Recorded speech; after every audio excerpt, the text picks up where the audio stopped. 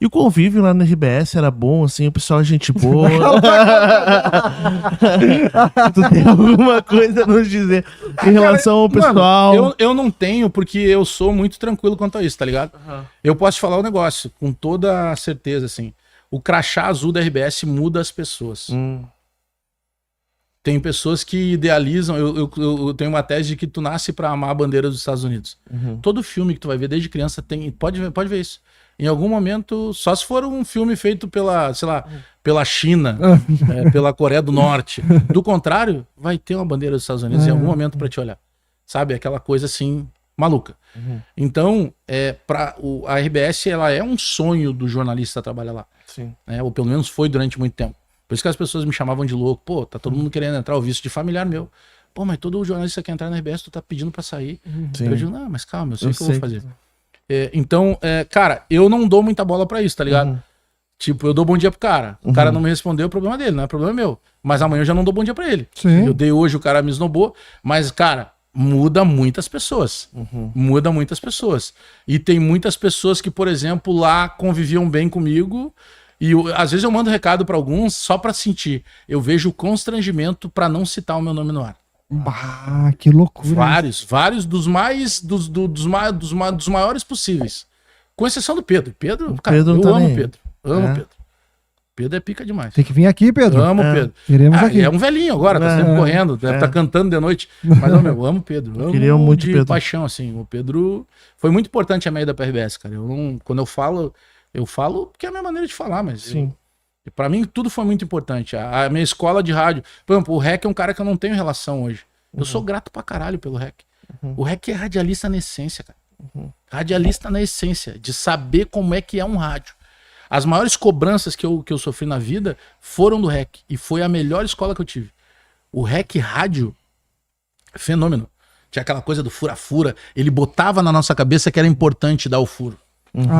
Sabe? De tu dar o furo jornalístico, que era importante tu chegar e sair na frente dos outros com a informação. Então ele meio que pirava a gente nisso. Então, cara, pô, eu peguei uma época que o nosso estagiário, nos 50 anos da Rádio Guaíba, o nosso estagiário era o Rodrigo Oliveira. Que hoje tem aí 3, 4 Copas do Mundo e Olimpíada e caramba. Imagina. O nosso time era forte demais, cara. Então, assim, ó, era um timaço de rádio. E o REC é radialista na essência. E ó, tô falando aqui um cara que hoje eu não tenho relação. Eu te perguntar mas eu assim. sou muito grato, cara. Ali foi uma escola de rádio. Tanto que quando eu vou pra Rádio Grenal, e aí tu tinha que preencher 5 horas de programação, e a gente começa a criar um monte de coisa lá, e deu certo, mas era muito da base que eu já tinha de rádio lá. E aí quando eu vou pra Bandeirantes, aí já é um outro patamar. A Bandeirantes é uma empresa nacional.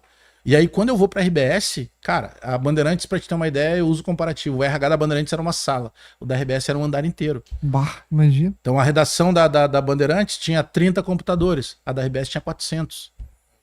Tá ligado? Pô, 5.000 colaboradores. Faz uma festa de final de ano, show do Thiaguinho. Não pode trazer cônjuge.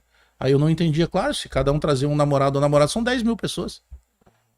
Muda tudo. Tá ligado? E é muito bom trabalhar lá. Porque eu tinha que nas outras emissoras, às vezes, até botar pra carregar a pilha. Lá, chega um técnico e diz assim, vamos trocar tua pilha, que eu acho que ela já tá no fim. Bah, Tu só tem que gerar o cara. conteúdo, brother. Então facilita demais. Com certeza. Sabe? Viajava, ficava no mesmo hotel da delegação. Mas tu aprendia de fato nas outras, né? Não, cara, é que eu já cheguei lá sabendo como é que funcionava, tá ligado? Mas é que ela foi importante pra mim porque ela me mostrou outras coisas. Ela me fez entender melhor, inclusive, as pessoas. Pô, durante a minha... eu já tava... Cara, tem uma coisa que eu digo pra todo mundo. Quem puder fazer, faz terapia. Tu precisa tratar tua cabeça o tempo inteiro. O tratar a cabeça, quando tu ouve a primeira vez, parece assim, eu não sou doente. Todos nós somos doentes há algum tempo com essa loucura que a gente vive. Sabe? De tu conseguir entender. É muita informação. Tu melhora muito. E tu vai coisa. te autoconhecendo. Aí tu melhora muito.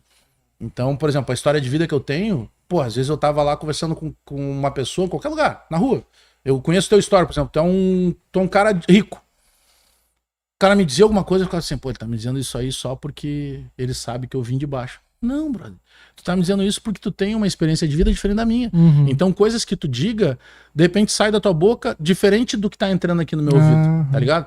Então, até tu entender isso, tu melhora demais. Eu melhorei muito, mas terapia é um negócio que tu não cura. Tu trata pro resto da tua vida.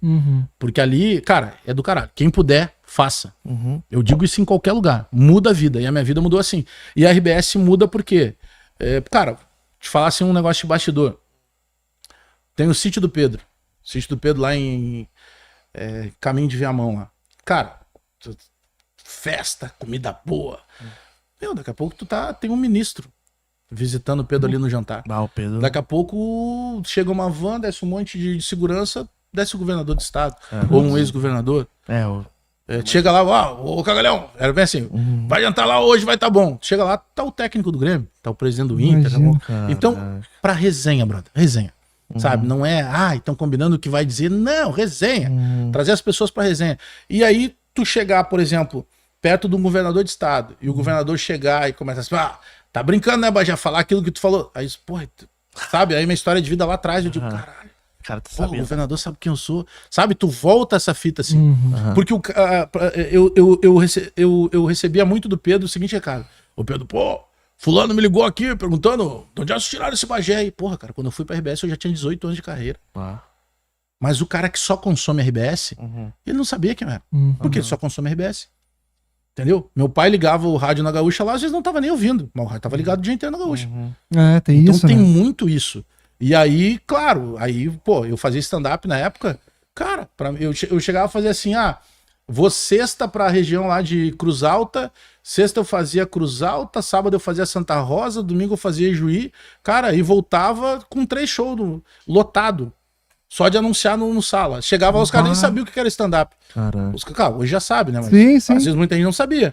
Mas o cara do sala vai estar aqui. Aí chegava lá, os caras perguntando se o Maurício Saraiva era gremista, se o tá Pedro era brincando. colorado. O pessoal ia por conta do sal. Quando eu começava a falar Cara, palavrão lá, porque meu força. texto era muito pesado, meu texto era mais 18, porra, os caras se apavoravam. Porque os caras queriam falar do sala de redação. Então tem muito dessa força, sabe? Isso que, eu saio da Bandeirantes, cara, no momento o Donos da Bola bombando pra caramba, né, cara? Caramba. O Donos era um Batendo fenômeno. neles, Isso inclusive. que a gente faz hoje no Debate Raiz, a gente já fazia no Donos. No dono. Sim. O Donos era batendo monstro. neles, cara. Batendo Batendo neles. neles geral. Porque ali era o Meneghetti apresentando. No começo eu não era identificado, aí era identificado como gremista o César Cidade Dias, o Baldassi como Colorado, o JB isento até hoje. Não tem coração. Eu era, Não, Tottenham, né? eu era isento. E aí tinha o Tiger, eventualmente fazia a Central Band do esporte. Quando o Tiger não podia, fazia o Matheus Dávila. Era mais ou menos esse time, assim. Sim. Mas já bombava pra Claro, caramba. A gente nossa, já tinha a mesma sintonia. Aí vem a proposta da RBS pra mim. E aí a proposta era muito boa, cara. Pra época, assim, era muito boa. Sim. Muito boa mesmo. Mas assim, com toda a estrutura que tem a RBS, né? Que tu falou, tem muitos andares e tudo mais. Mas hoje, pelo menos no YouTube, a gente vê que frequentemente tua audiência é maior que a deles na jornada. A grande maioria das vezes, sim. Inclusive o Baldasso falou aqui que pra eles, então, nem se fala, né? Pra ele é tipo um massacre. E vamos voltar só, porque tu falou sobre trabalhar na 0 Hora, na RBS, né? Pouca gente sabe dessa parte da tua história, porque é lá atrás, né? Como é que foi trabalhar nessa época com eles, assim? Tem histórias, bastidores pra nos contar dessa época? Eu tenho uma história que talvez seja a que desperte mais curiosidade, que é a da minha saída do grupo RBS a 0 Hora, né? Eu começo na RBS, que é uma baita empresa de comunicação, e eu gostei muito e aprendi muito trabalhando lá. Hoje eu estava no Donos da Rádio Bandeirantes, lembrando colegas, né, como o falecido Nico Noronha, como o Cláudio Disman, que é um jornalista brilhante. O assunto do Cuca agora está em voga, né?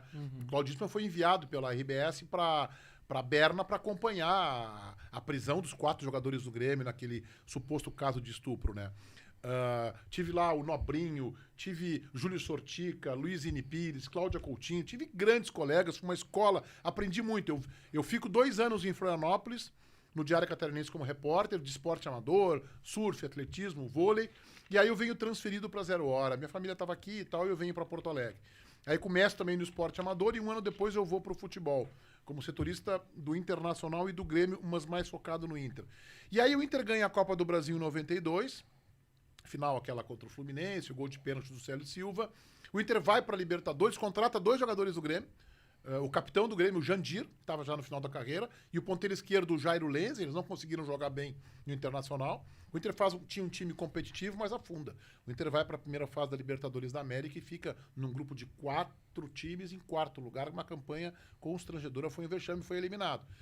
E aí eu faço uma reportagem com os jogadores do Internacional que reclamavam, assunto também bem atual, de atraso nos salários. Na época não tinha essa parte de PJ, de contrato de imagem, era um contrato único. E o Internacional e os jogadores do Internacional, claro que eu não vou revelar quais, né? Foram alguns com os quais eu sentei no apartamento de um deles que morava no bairro Menino Deus, eles me abriram absolutamente tudo, todos os números. Ó, pro fulano é tanto, pro fulano é tanto que deve, tudo. Premiação do ano de 92 da Copa do Brasil, salário atrasado. E eu no dia seguinte chego na 0 Hora e chamo o meu chefe, o Divino Fonseca, jornalista da revista Placar, histórico, que faleceu inclusive esse ano, foi um brilhante jornalista. E tinha um texto magnífico e falei, ó, Divino, tem uma matéria assim, assim, assado, mas essa matéria vai dar rolo, acho bom tu falar com a direção do jornal. E ele, não, eu mato no peito, ele bateu assim, eu mato no peito, vamos dar antes que a concorrência dê. E eu fiz a matéria. E o ex-presidente do Internacional na época, José Asmus, ligou para um dos vice-presidentes da RBS e pediu a minha cabeça. Eu, num primeiro momento, fui colocado num processo de geladeira. No dia seguinte, o Divino me chamou, ó, eu vou te colocar numa geladeira aí, você fica um tempo fora e tal, fazendo matéria de bastidor, depois você volta pro Internacional ou no Grêmio e tal. E eu falei para ele, eu aceito e acho que a adesão é equivocada. A matéria está correta, eu discuti contigo ela antes e acho que a RBS tem que se impor e tem que dizer, não, o setorista do jornal 0 Hora, quem escolhe é a 0 Hora, não é o Internacional e nem o Grêmio. Mas eu vou acatar numa boa, tu não vai ter problema comigo. Mas o ex-presidente Asmus insistiu para saber o que tinha acontecido, aí o meu chefe tentou atenuar, mas esse vice-presidente, não, a gente quer cortar o repórter. E aí no dia seguinte eu fui demitido. Foi uma cena, inclusive, muito curiosa, porque eu chego às 2 da tarde para trabalhar e o João Carlos Belmonte me encontra na escadaria em frente à RBS assim, você foi demitido? Tu foi demitido? Eu falei, não, eu tô na geladeira, contei para ele. Ele, eu ouvi falar que tu foi demitido. Já era o dia seguinte, né? Aí eu subo a escada e meu chefe me chama, leva pra uma sala, ó, não adiantou te dar essa espécie de suspensão branca ele usou, mas o fulano de tal, que é esse vice-presidente, Marcos de Voskin, mandou te demitir. Então eu tô te demitindo. Aí eu entro na redação, numa redação grande, assim, no departamento de esportes da 0 Hora, deve ter mudado, deve estar mais no mesmo ambiente. E aí eu entro na redação e o Divino bate, assim, um caderno, assim, uma caneta, e pessoal, todo mundo chegando 2h30 da tarde, a redação vai enchendo, um horário que as pessoas chegam no jornal. Pessoal, eu quero dizer que eu tava ali pegando a minha gaveta, jogando numa caixa de papelão, a famosa limpeza de gaveta, né? E ele fala assim, nós estamos perdendo um grande colega hoje, e eu queria falar algumas palavras, daí eu virei pra ele e falei, eu não preciso ouvir isso, né? Isso aí. Deixei ele falando sozinho. Fiquei muito magoado, fiquei muito... Sim. Passado um tempo, eu encontrei o ex-presidente Asmus, né? Ele foi candidato a deputado federal, passado um ano mais ou menos. Aí eu saio sou demitido a 0 Hora, no outro dia o Wilton Bomba, que é do Correio do Povo, me liga. Me convidou para trabalhar e eu falei que eu tava me formando na faculdade. Eu falei, Wilton, isso foi em maio, né? E eu falei, Wilton, eu tô me formando agora em agosto e eu vou esperar, deixa eu terminar. E aí eu me formo, depois eu vou pro Correio do Povo. E aí um tempo depois eu encontro o ex-presidente Asmus num evento, ele foi candidato a deputado federal e ele falou, olha, eu sei o que te disseram, eu não pedi a tua cabeça. Eu pedi a cabeça do repórter que fez a matéria. Eu não sabia, que a matéria não estava assinada realmente. Eu não sabia que era tu. Se fosse tu, eu jamais iria pedir. Eu falei, presidente, não precisa se preocupar, presidente. Eu vou levar pro túmulo. Eu nunca vou esquecer o que o senhor fez. Com um jovem repórter, começando essa trajetória, o senhor pediu a cabeça. Essa eu não vou esquecer. Eu disse para ele, na lata dele. Depois nunca mais encontrei o ex-presidente. Eu não guardei mágoa, mas guardei rancor.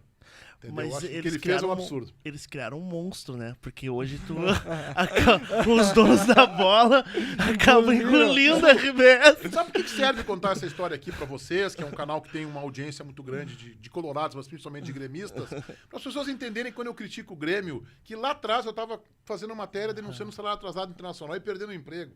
Então, pra mim, isso aí, entendeu?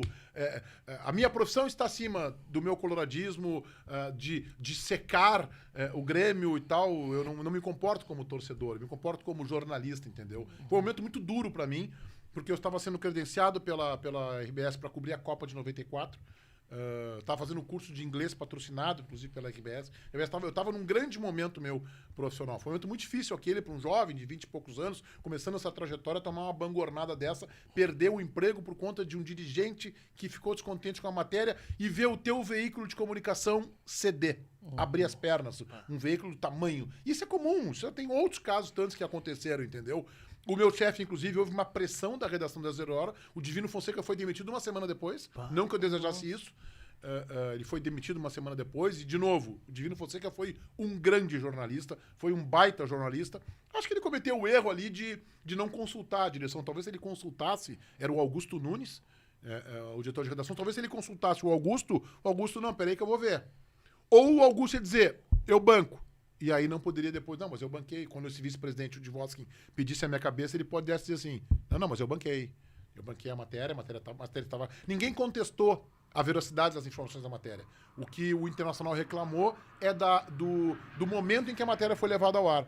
E aquela matéria foi levada ao ar num momento de crise, de instabilidade da equipe, sendo eliminada na Libertadores da América, 4º lugar. E, claro, uma matéria como essa, colocada no Jornal 0 Hora, tem um impacto muito grande, né? E depois desse acontecimento, tu levou isso como um aprendizado, assim, pra tua carreira? Sim, porque eu virei chefe alguns anos depois na Bandeirantes, 99, depois que eu passei pelo Correio do Povo, trabalhar com um cara como o Hilton Momba, que é um gênio de edição, um cara que me ensinou muito a ler fatos, né? Tem um outro episódio legal com o Hilton, depois que eu posso contar também, que é sobre o Internacional, sobre cobertura diária, que é bem interessante, de aprendizado.